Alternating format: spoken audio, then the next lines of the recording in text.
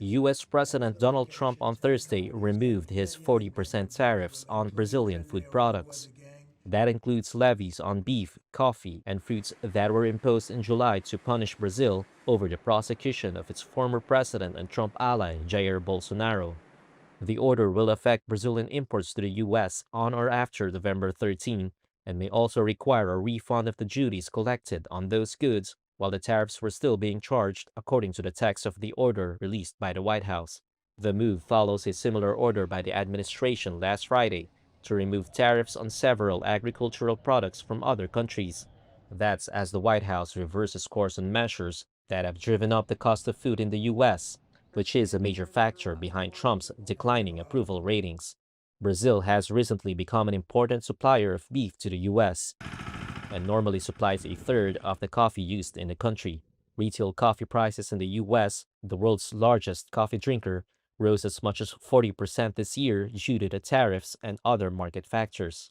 Trump's executive order on Thursday did not mention the actions against Brazilian authorities involved in the prosecution and conviction of Bolsonaro for plotting a coup to remain in power after losing the 2022 election.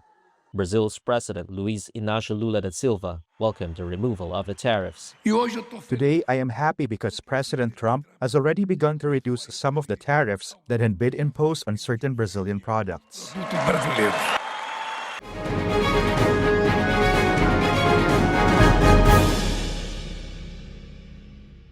Lynn, Liz, and Mary, and all the Cheney family, honored guests, ladies and gentlemen.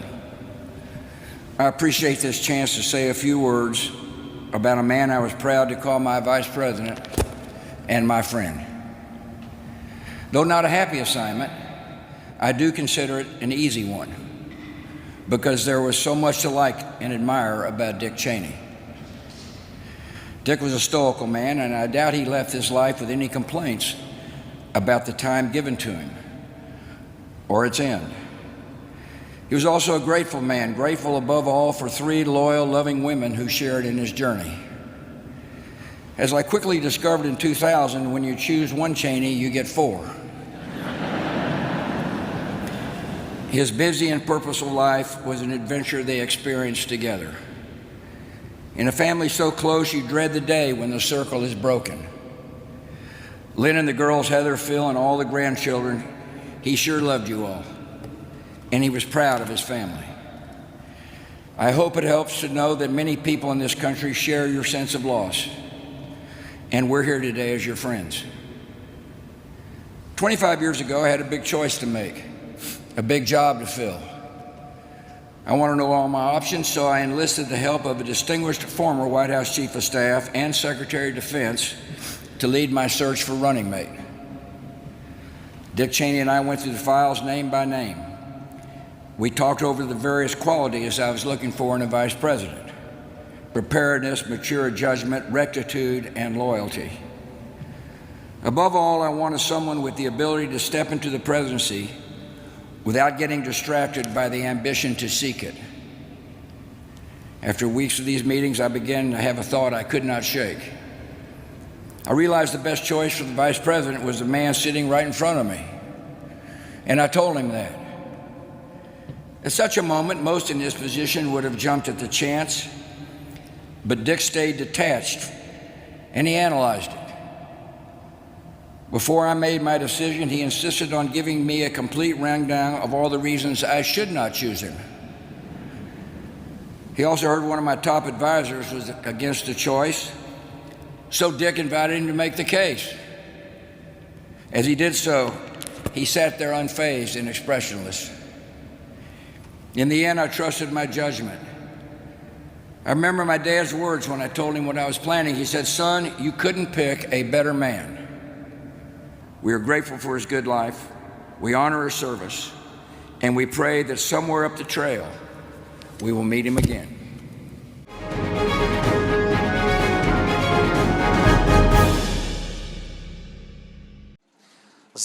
Now is one of the most difficult moments in our history. Now the pressure on Ukraine is one of the most difficult.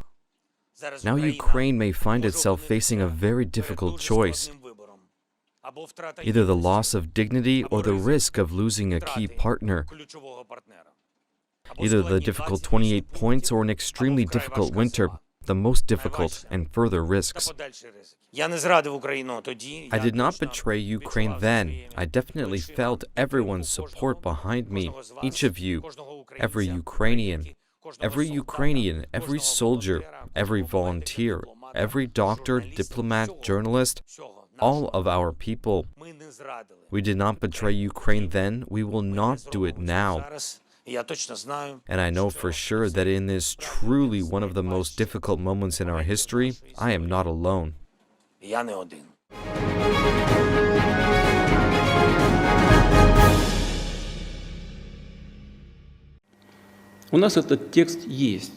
have this text.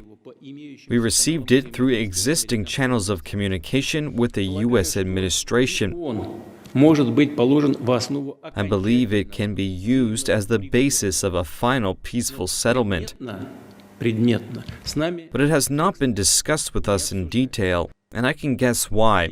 The reason is the same. The U.S. administration has so far failed to secure Ukraine's consent.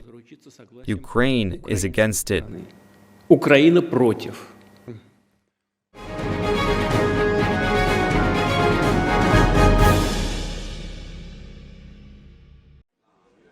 European defence shares fell to their lowest since early September on Friday. That's as reports about a US-backed deal to end the war in Ukraine pushed traders out of one of the region's best-performing sectors this year. Washington has presented Kyiv with a 28-point plan that would endorse many of Russia's main demands. Ukrainian President Volodymyr Zelensky said he was ready for honest work on the plan, though his top security official denied on Friday he had agreed to its outline. An index of aerospace and defence companies was down 2.4% in lunchtime trade, after falling close to 4% earlier. While off a recent peak in October, the index is still up more than 200% since Russia invaded Ukraine in 2022. Shares in Germany's Renk fell around 8%, and Rheinmetall was down roughly 5% before gaining some ground. Defence shares have helped to push the Stock 600 index 10% higher this year. It's hit successive record highs on the potential for a number of governments to spend on regional security.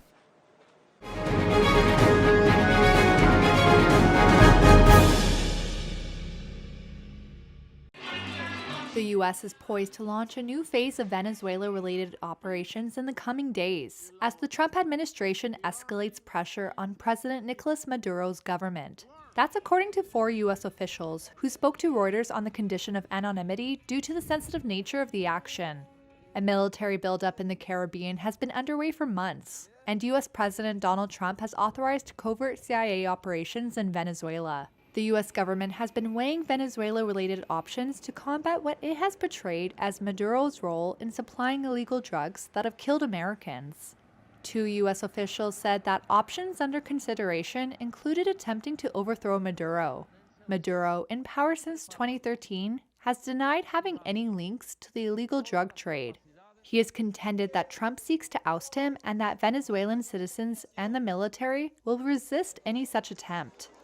Maduro has also characterized U.S. actions as an effort to take control of Venezuela's oil. Reuters was not able to establish the exact timing or scope of the new operations, nor whether Trump had made a final decision to act. The Venezuelan Communications Ministry did not immediately respond to a request for comment. The Pentagon referred questions to the White House. The CIA declined to comment. Meanwhile, 3 international airlines on Saturday canceled flights from Venezuela after the FAA warned of a, quote, potentially hazardous situation.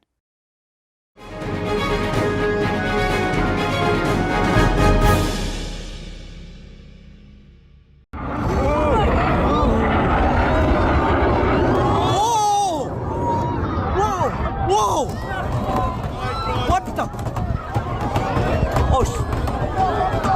Oh! Oh भाई साहब! Yo!